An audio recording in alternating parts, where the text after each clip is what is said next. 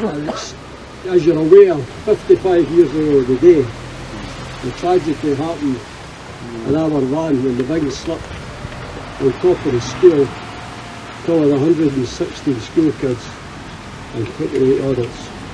And what we're doing today is we're going to remember that dreadful day in a mining community, because I remember it. I was 19 at the time working in Danderhall, and I think it'd be true to say it went through the whole of the Scottish, British coalfield, that tragedy that day. And there was money raised all over, every corner of the British coalfield raised money to alleviate the hardship we went through, and we'll come on to that later on. First of all, I'm going to ask Neil Finlay. Neil used to be the MSP for the Lothians, but Neil's done a lot of work for the Miners' Union, and he's always welcome here. I'm going to ask Neil to say a few words. Right, Neil. Thanks very much, Alec, and thanks everybody. It's a great honour and privilege actually to be here today to speak at this event, and it's great that we've got a nice day that people can come along, and there's kids here as well. Can I say from the outset, I don't want to be here and lecture MD or patronise MD or claim to have any specialist knowledge about the events of Aberfan or even or the coal industry. I never went underground. My background was in the construction industry as an apprentice and tradesman, but both sides of my family were involved in the shale and the coal industry, and I know that played a huge part in the lives of people in communities like this, and it played a huge part in my community as well. I live in Faltus in West Lothian, and it's steeped in the mining industry. It's a great tribute to the organisers of today's event that all these years after the events of October the 21st 1966, that they feel it's their duty and responsibility to gather here in quiet, dignified remembrance to respect people that they never knew, but as miners in a mining community feel so connected to.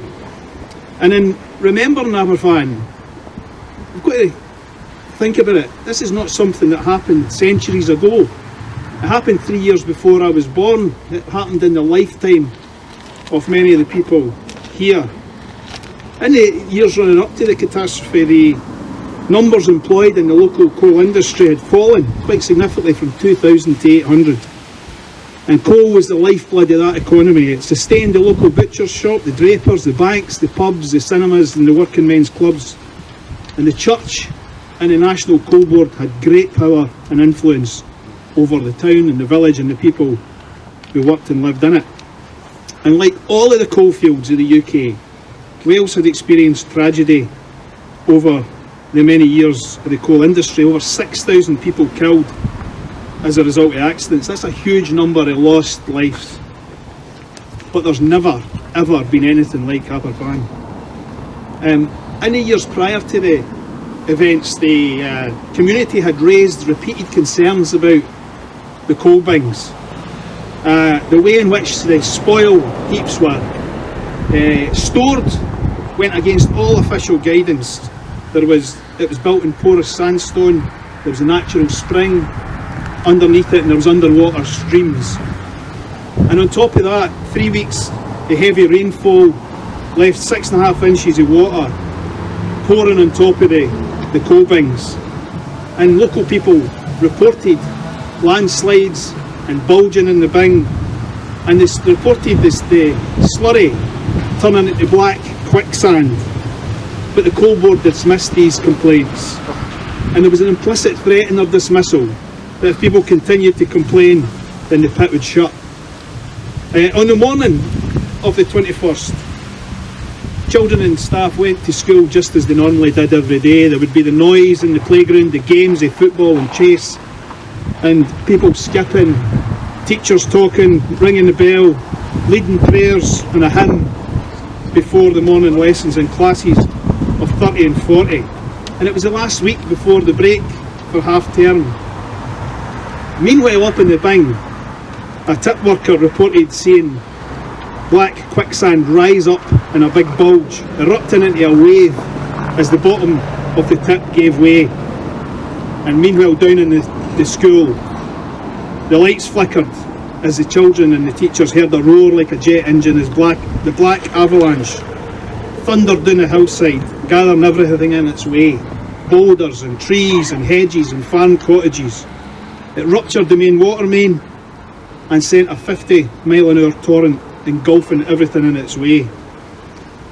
And it said 140,000 cubic metres of slurry and spoil and debris filled every classroom and the gym hall, the offices, the playground and the toilets, every part of the school, and wrapped up in amongst it 109 bodies of children and 5 of their teachers. One teacher died, Benyon, the deputy headmaster, died in it along with every single one of the 30 floor of his class. And the school stood in a way of the torrent. One survivor said, the next thing I remember was waking up, my right foot was stuck in a radiator, there was water pouring out of it. My desk was pinned against my stomach and a girl's head was on my shoulder. She was dead. And because all the debris was around me, I couldn't get away from her. The image of her face comes back to me continuously. He said I could hear the crying and screaming. As time went on, it got quieter and quieter as the children died one by one. Within 20 minutes, miners had been brought up for the local pit to help. The fire brigade, the police, the community coordinated a massive search, and they were later joined by the Territorial Army. The local church became a makeshift mortuary with dozens and dozens of small bodies laid side by side. The sliding bang took 114 lives from a school roll of just 240. A horror that is simply unimaginable. And within a few days, burials took place. One mass funeral saw 81 children and 1 woman buried in 80-foot-long trenches. 10,000 people attended to pay their respects. As Alex said, it sent shockwaves through the coalfield. The local GP said that there was a strange bitterness between families who lost children and those who hadn't. They just couldn't help it. Survivors felt guilt as to why they survived. And time and again their testimonies said the same thing. Just like the soldiers returning from the First World War, that no one talked about what happened. Because that was an age where people kept things to themselves. It was a tough and macho world. And if you sought psychological help, it was seen as a weakness. One survivor said they couldn't speak about what happened to their parents because of the horrific things. And he never spoke to his mother about it to this day. Thankfully, we live in different times where people are more able to cope with loss and grief than death. But of course, mining communities have always been used to dealing with death. It's a dangerous, dangerous industry. But this tragedy was different because it was about children. And the consequences for the community were huge. Divorce rates went up, alcoholism, disease, antidepressant use and stress and anxiety and premature death was a result of what happened. People said it's something you want to get away from, but you can't and you never will. People were so overwhelmed by crippling depression that they could barely function. On hearing of the disaster, the chairman of the coal board at the time, Lord Robbins, chose not to go to Aberfan, but instead he went to a ceremony at the University of Surrey because he was being invested as the Chancellor of the University, showing very clearly where that man's priorities lay. The tribunal that followed laid the blame at the foot of the National Coal Board, the South Western Divisional Board and individuals who worked in it.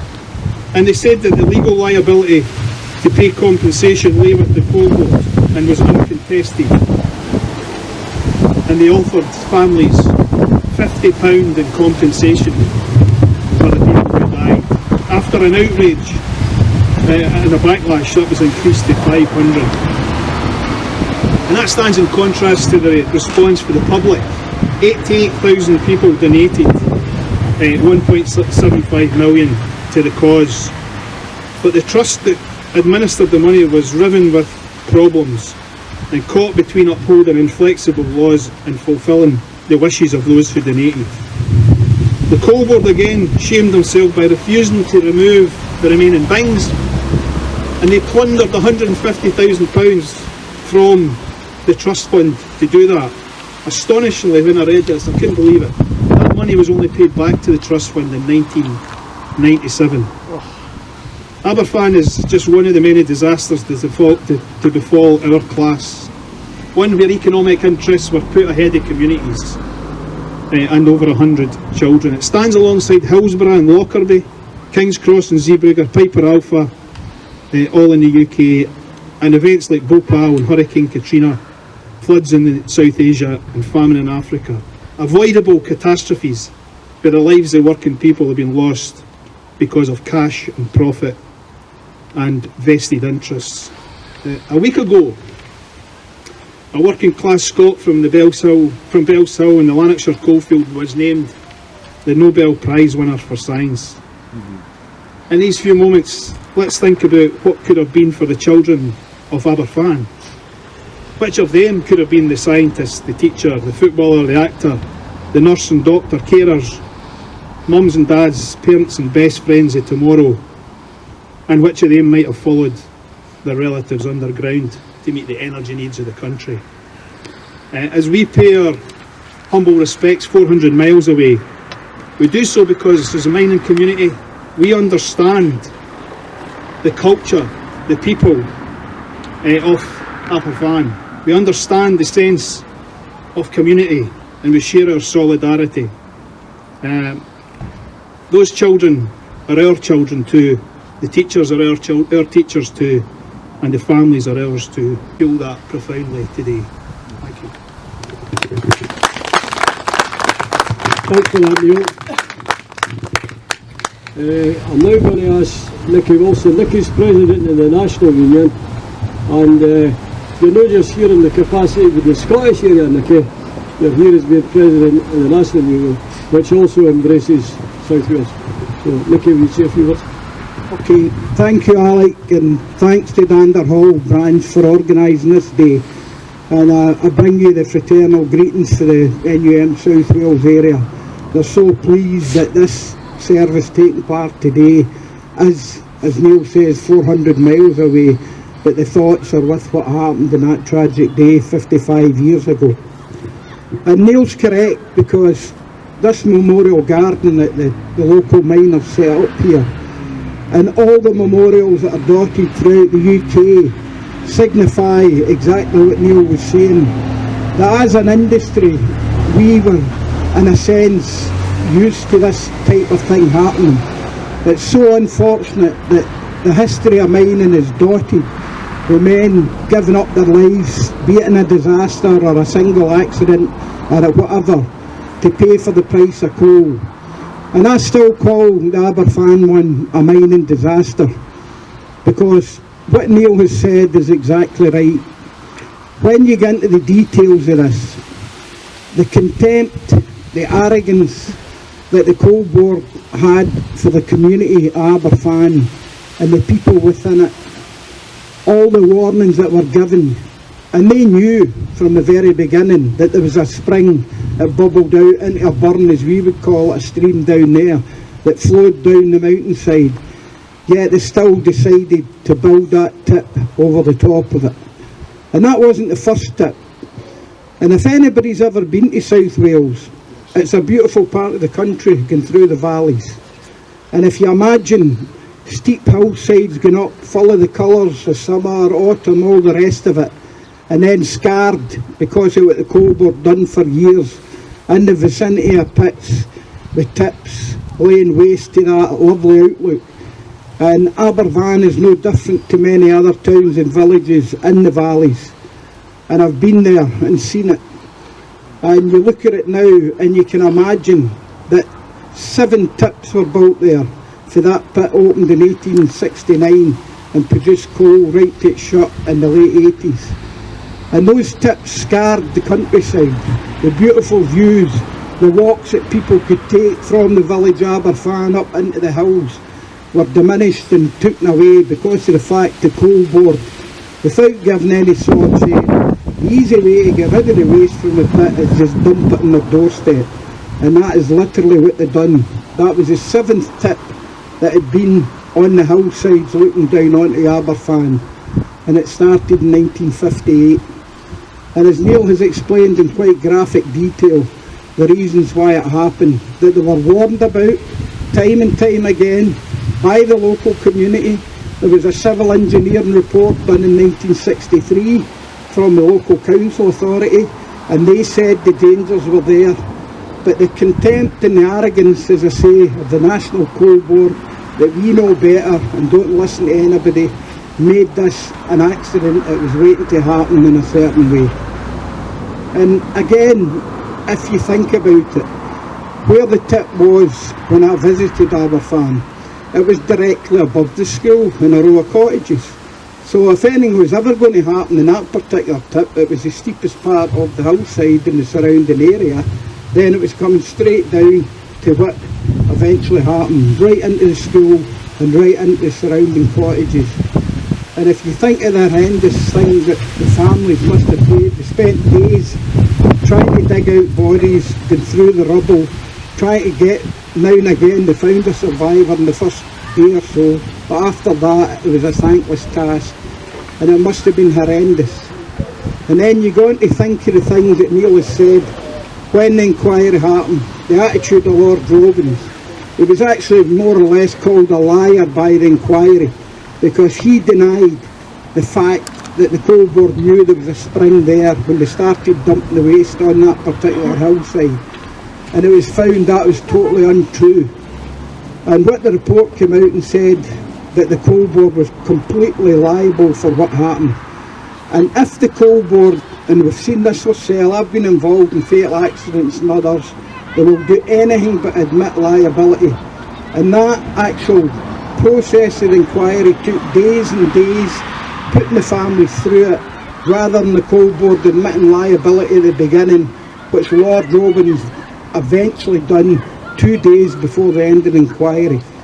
So again, instead of putting families through having to listen to all the details and all the horrendous stuff that came with the inquiry, if the coal board had done the right thing and admitted liability in the beginning, the inquiry would have ended much sooner. Neil's related to the fact of the money, and it's staggering to think about it. You're right, Neil, when you see that people, the 88,000 people that donated from throughout the world, and some of that money, eventually 150,000, actually went to help the coal board remove the tips. It's shocking, and it's mind-boggling to think it even happened and had the hard neck to even do it. But let me say this, Aberfan now, and I've been there twice, and I've been through the Welsh valleys many a time. If you go there now, it's a typical Welsh village in the valleys. Houses built down the bottom and working their way up into the hillsides. A beautiful place. And the difference is in Aberfan, when you look up to the right, up the hillside, and you see the beautiful memorial they've made in the graveyard to the families, or to the kids and the adults that were killed in that. And that's the difference from all the other villages you see down there. And I've been up there and visited the graveyard, and it's actually an amazing experience. And I would say to anybody, if you ever get the chance to go to South Wales, you should go and visit Aberfan, because I defy anybody to say, as you walk through the gravestones and you read, the inscriptions, the ages of people, if you've not got a tear in your eye, then there's something wrong with you. And there's a sense, I would say, a dignity, a serenity, a peacefulness in that cemetery as you walk through it that will linger with me anyway, and many others I was there with for all our life. And that's, when I came back down the valley, I looked up, and when you look up at the memorial, beautifully done in white marble and all the rest of it, and that is exactly on the hill where the tip slid down, you say to yourself, that's like a dam. If that had been there, maybe that tip wouldn't have come down. You start thinking about things like that. And the people of Aberfan, when we met some of them are actually were couple of them were rescued that day, and certainly they'll never forget it. They lived through it. And it's horrendous to think that such a lot of the generation of that villages and a couple of surrounding villages was wiped out in that one go because of an industry or a coal board, national coal board, that was so arrogant, so contemptible against the communities that they took their workers from. And the fact is, they wouldn't listen, and then they had the arrogance to claim money for it. So, as I say, if you ever go there, visit it, because it is a life-changing experience, believe you me, to see it and to witness the horrendous thing that happened that day, and how the people, how it affected them, how they've got on with their life, but they'll never let it leave their memories, and rightly so. So, thanks Alec and the branch for organising this, and as I say, you know, my Welsh colleagues are so pleased that you've done this, and it's sad to come here and talk about this, but we should never let it be forgotten. That people say it maybe wouldn't happen nowadays, but do we really know that? They say that about a lot of things, but whether it's, you know, maybe the police, as we're due the pardon for the miners soon, hopefully, in the Scottish Parliament, the next couple of weeks, the bill will get in. Thanks to Noel for that. Started all ball rolling when he was an MSP. But nobody can ever say things like that. Corporate manslaughter, I would call it, will ever happen again. Because it's all about money and profit and the cheapest way of doing things.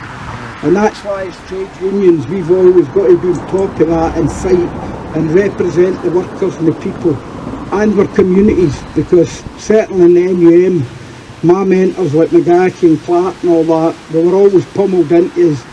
Your job doesn't start when you leave the pit gates. Your communities are out there, you live in them, they're your people, and you should also be involved in that. And hopefully we still try to do that in a big way. But this is a tremendous day, Alec, and I think, as I say, it's good it's been done. I'm not going to say it's a pleasure being here, but it's an honour to come and speak at this. And let's never forget the terrible tragedy that happened that day. Thank you. Yes! Thanks Nicky, and just to confirm what Nicky says, I've had umpteen messages for South Wales, especially for Wayne Thomas, who's the president of the South Wales Coalfield, and honestly they're chuffed to bits that a mining community in Scotland is commemorating that terrible day 55 years ago. It didn't happen here. It could have happened here. And you see that monument at the back of me there, that is dedicated to child labour, slavery, with the Rockocks and the Edmondsons, who were the coal-owners in this area. But we've got here today the guerrilla gardeners, and Helen and her team, and they've discovered there could have been a disaster. It wasn't it. They managed to get saved, but they're selling a book. It's a £5 a book. If you've not got one, buy one. And it's got to go towards a memorial for the children who were slaves to the coal owners in this community. Now before we lay the wreaths, there was a song, Pride the Pussy Coal. It was primarily written about the Aberfan disaster, but it's been followed up because South Wales, Nicky, probably Lanarkshire was the worst in Scotland for disasters. But South Wales, the rate of disasters in South Wales is unbelievable. So Stevie, will you play this?